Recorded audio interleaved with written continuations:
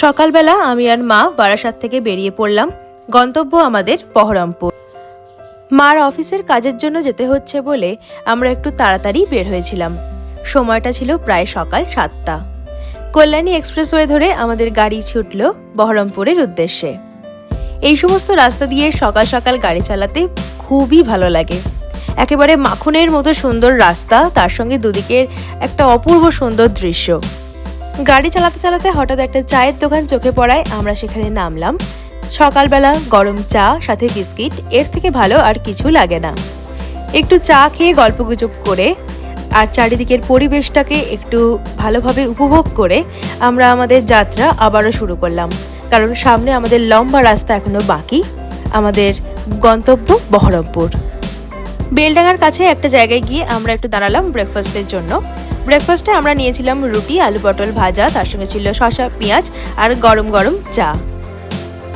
বহরমপুরে মার একটা অফিস কলিগের বাড়িতেই আমরা ছিলাম। সেখানে গিয়ে আমরা বেশ মজা করেছিলাম, তবে সেখানকার কোনো ভিডিও আমি শ্যুট করতে পারিনি।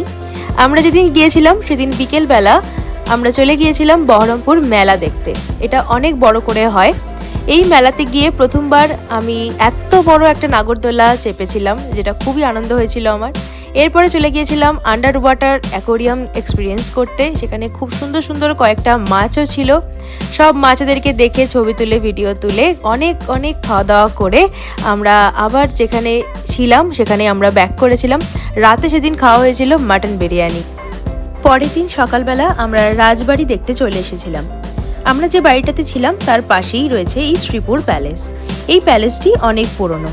এখানকার স্থাপত্য ভাস্কর্য সত্যি একেবারে মনোমুগ্ধকর। সামনে বিশাল খোলা যে উঠোন, এখানে একসময় অনেক জাঁকজমকপূর্ণ আয়োজন করা হতো। এখানে রাজা রানীর বসবাস ছিল। এগুলো ভাবতেই কিরম অবাক লাগে।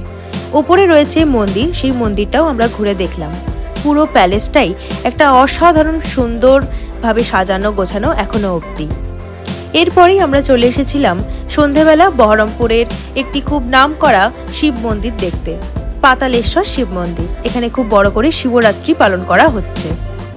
এখানের এই মন্দিরে আমরা একটু সময় কাটিয়ে অনেক খাবার দাবার খেয়ে মেলা এনজয় করে তারপরে পরের দিন সকালবেলা বেরিয়ে পড়েছিলাম বাড়ি ফেরার উদ্দেশ্যে। বেতুয়া ডৌরির কাছে ঘোষ মশাইয়ের হেসেল থেকে আমরা আমাদের ব্রেকফাস্ট কাম লাঞ্চটা কমপ্লিট করলাম। আমাদের খাবারে ছিল কোল্ড ড্রিঙ্কস, তার সঙ্গে ছিল মিক্সড চাউমিন। এই হোটেলটা বেশ সুন্দর, খাবার দাবারের কোয়ালিটি কোয়ান্টিটি দুটোই বেশ ভালো ছিল।